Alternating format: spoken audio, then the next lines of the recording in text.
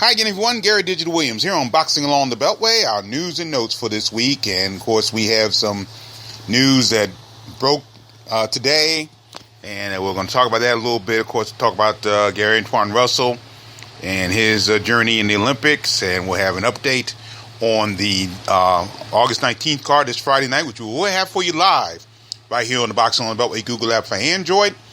Beginning around 7:55 p.m. Eastern Time. We'll talk more about that in a little bit.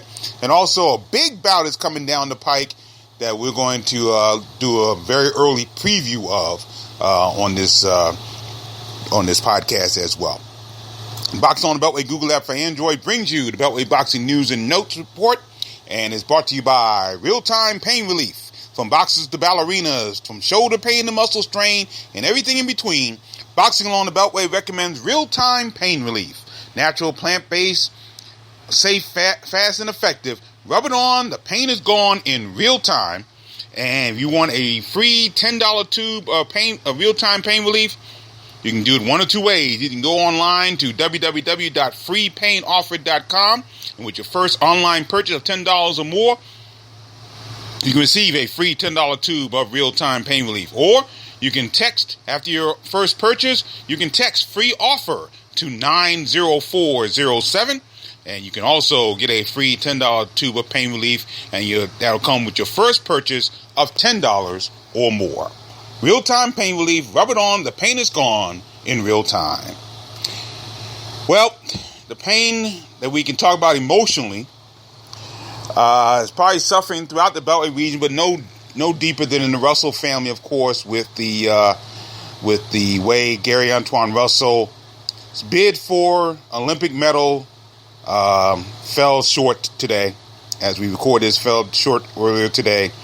Russell lost a split decision that was tough, and I think it was controversial as well, against Fazladin Gabnazarov of Uzbekistan today. And many people have already said it, so I didn't want to come on here and people think I was a homer because, of course, I covered the Beltway and have known the Russell family for a long period of time. But many other people are saying it as well, so I guess I'm right in the sense that I believe that Gary Antoine Russell got robbed today. No question about that.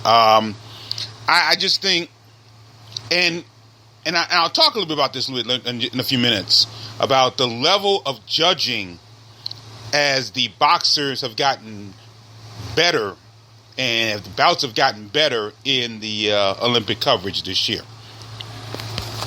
But Antoine Russell fought, I thought, a very quality first round. Matter of fact, in the bouts that he's had during the Olympics, I think the first round he fought against Gabnazarov was the best first round he has put together in his entire tournament.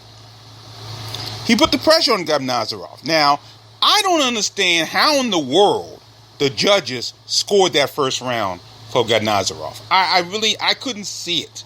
I had no idea how they did that.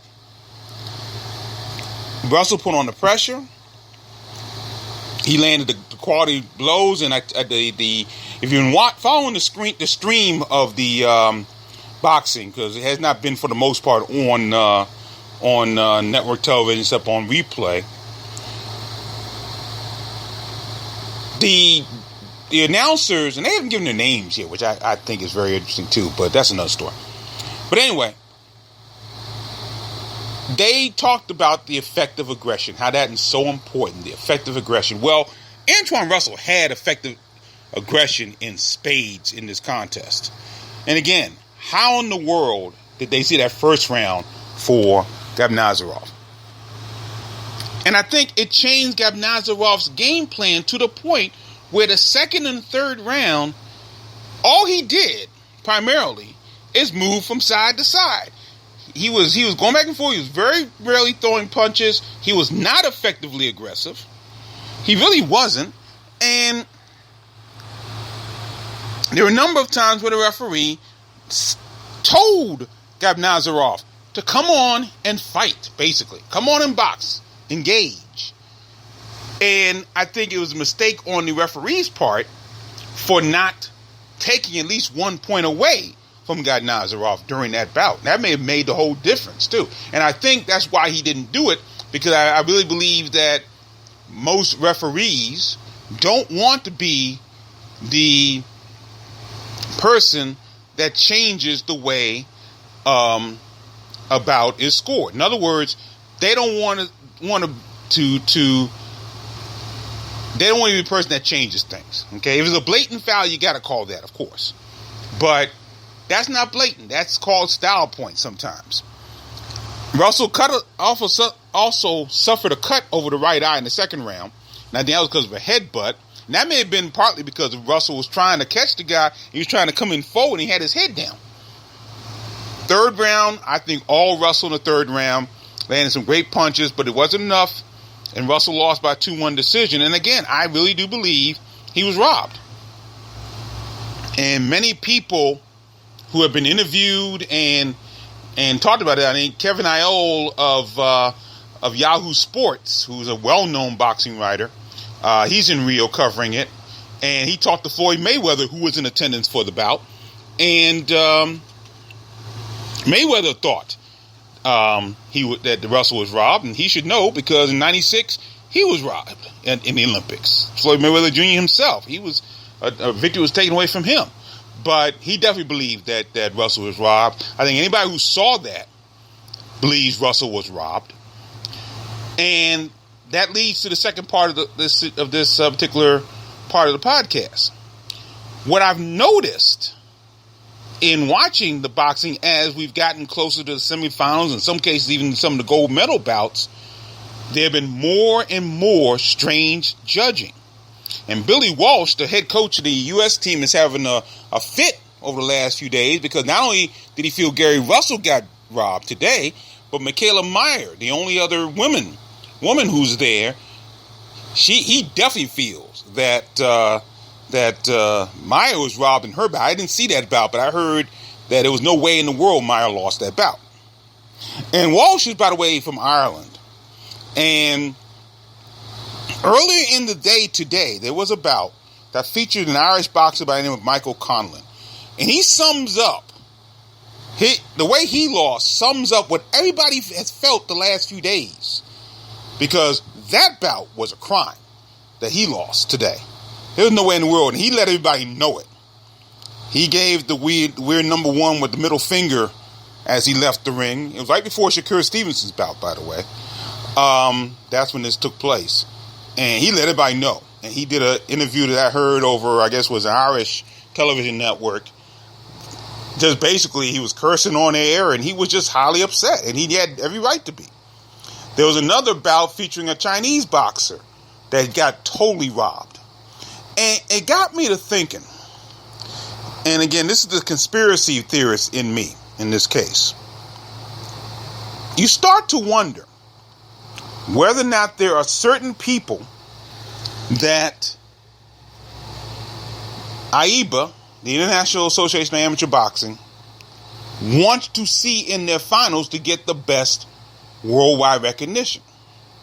Now, the way the draw was in Gary Antoine Russell's division, light welterweight division, for some strange reason, and they talked about this in the broadcast, that's why I bring this up, they talked about this in the broadcast. The number 1 rated boxer in the world and the number 2 rated boxer in the world, which is the one that Russell fought today, are in the same bracket. Don't ask me how that happened, but it is. Okay?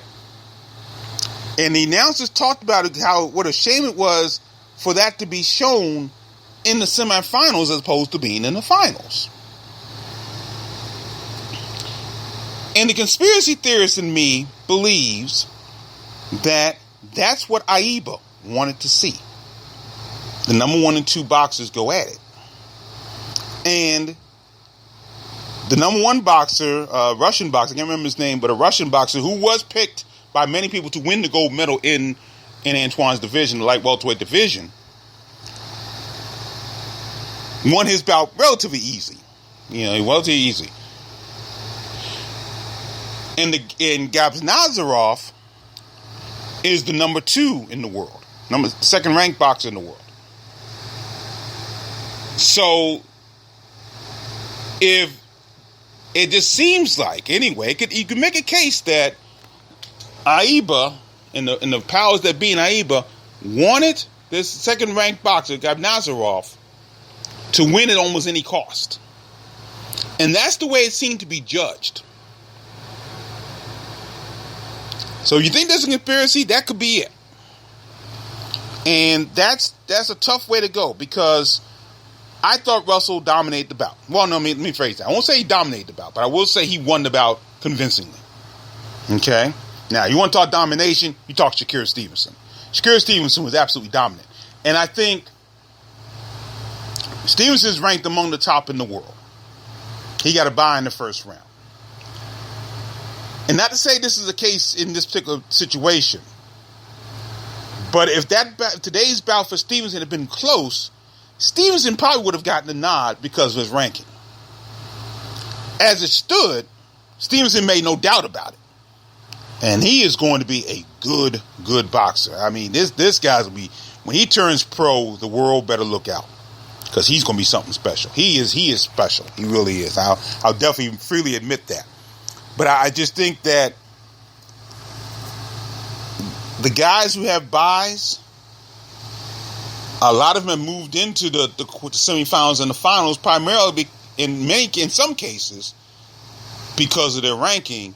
And even though they had not fought as well, they still moved on. Again, Stevenson doesn't fit in that category. Trust me, he does not fit in that category. He has earned his spot. He has been outstanding. But a tough loss for Antoine.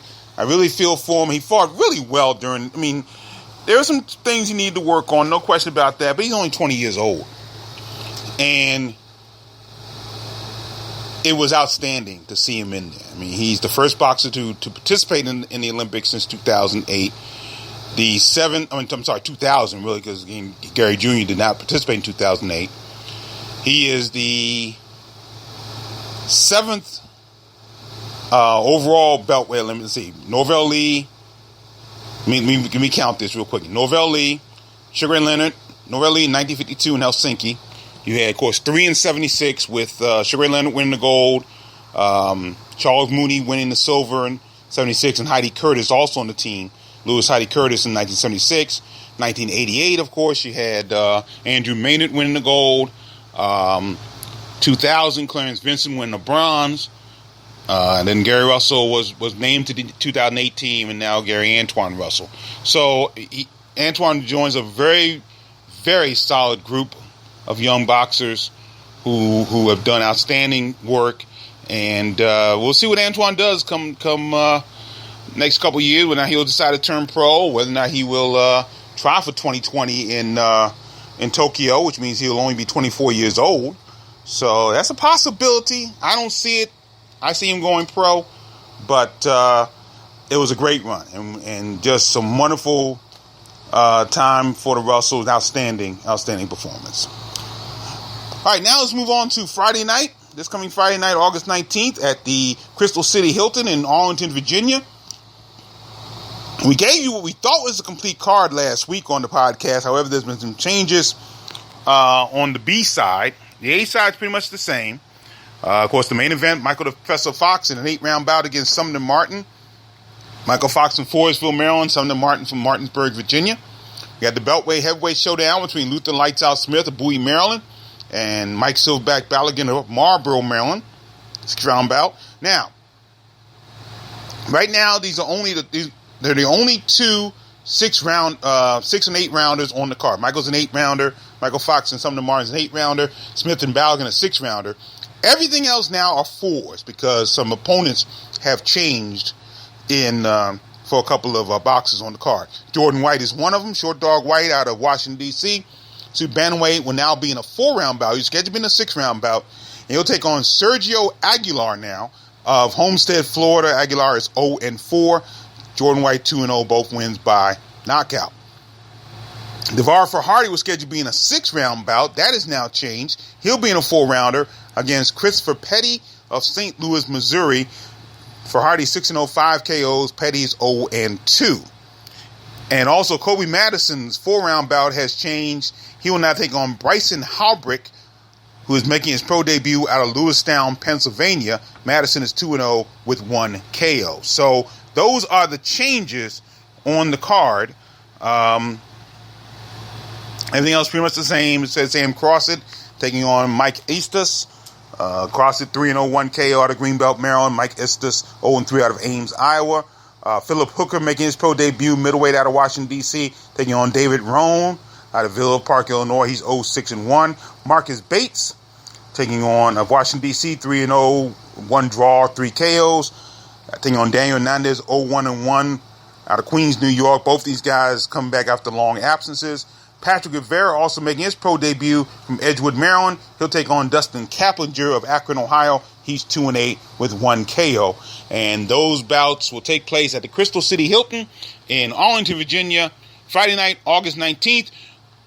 The card will start at 8 o'clock p.m. We'll be on the air at 7:55 p.m. right here on the Boxing on the Beltway Google app for Android. Make sure you join us for that. Should be a lot of fun. Finally, we have a big news of a bout coming up on Thursday, September 15th. And that'll be at the 2300 Arena in Philadelphia, Pennsylvania. And this bout makes all the sense in the world. And it's a huge bout for both these guys. We talked about it briefly because it came out earlier. And it was scheduled to be in Atlantic City at Trump Taj Mahal in Atlantic City, New Jersey. However, the week before this bout is scheduled to take place, that building is going to close. So they had to find a new location. They finally did find a new location, and it'll be on a new date. It'll be at the 2300 Arena in Philadelphia, Pennsylvania, and that's going to be a home for Beltway boxers off and on for the next month or so. Because Mike Yes Indeed Reed is scheduled to be there in October, we are hearing. But this bout will be on Thursday night, September the 15th, once again at the 2300 Arena in Philadelphia, Pennsylvania. It'll be televised live by the CBS Sports Network, and it's the bout between Dusty Hernandez Harrison of Washington, D.C., the undefeated welterweight, against Thomas Cornflake LaManna of Millville, New York.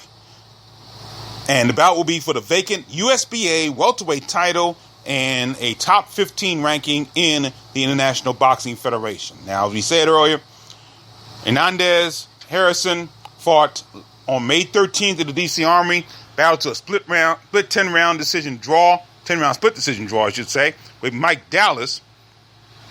And that was on May 13th at the D.C. Armory. Of course, Harrison now working with new people. He's now working with the Headbangers. And against Dallas, he had a real tough time, I think, adapting to the Headbanger style of boxing. And whether or not that will be a hindrance this time around remains to be seen.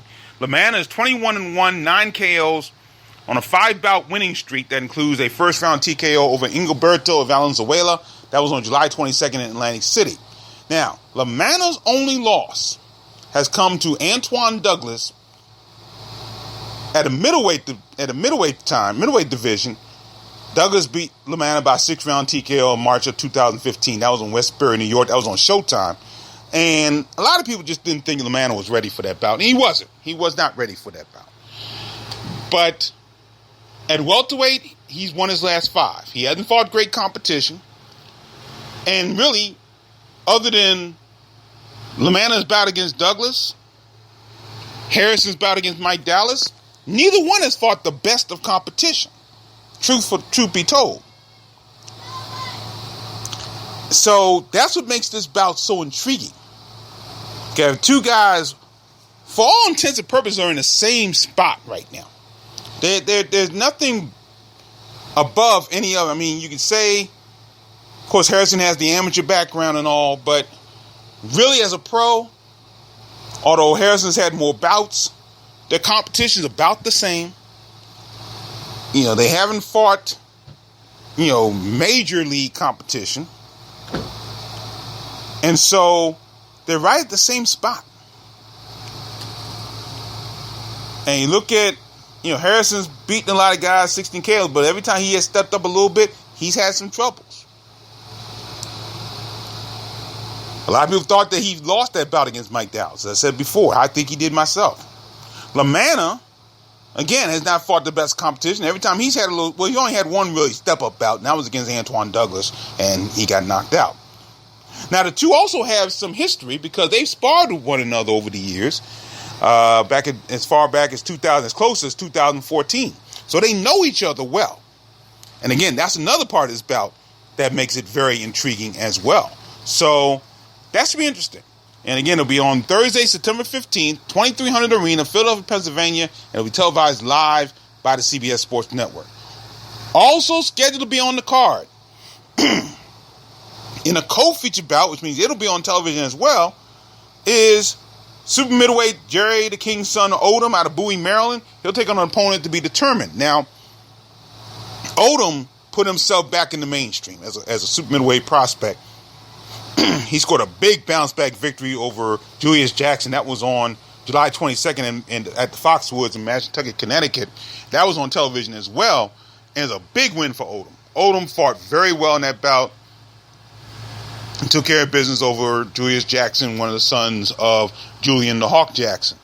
So it put himself right back in the mainstream. He'd been winless in his last two bouts. He had a draw and a loss. So he needed a win. He got it.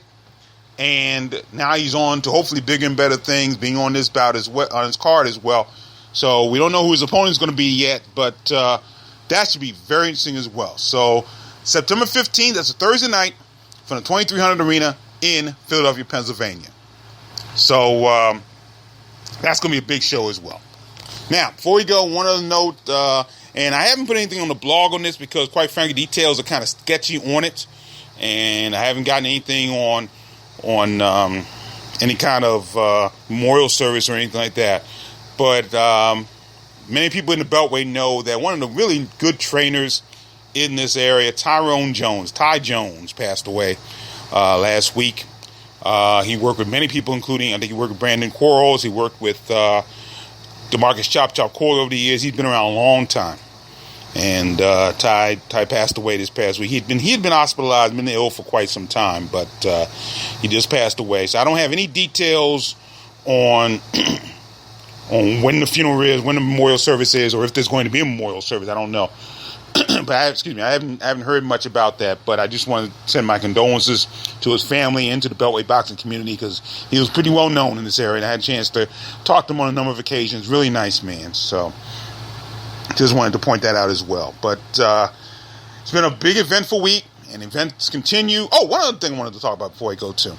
I had a chance to spend a day at the North American Boxing Federation convention here in Washington, D.C. It was at the Washington Court Hotel downtown. Heard some very good talks. My FightNews.com colleague, Boxing Bob Newman, gave a nice presentation about what the relationship between the media and the boxing world.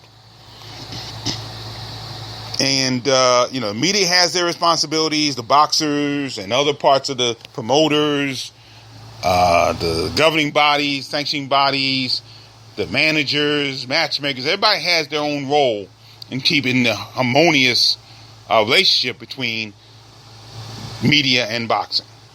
And I echo that definitely. And Juan Marshall and I have talked about that over the years.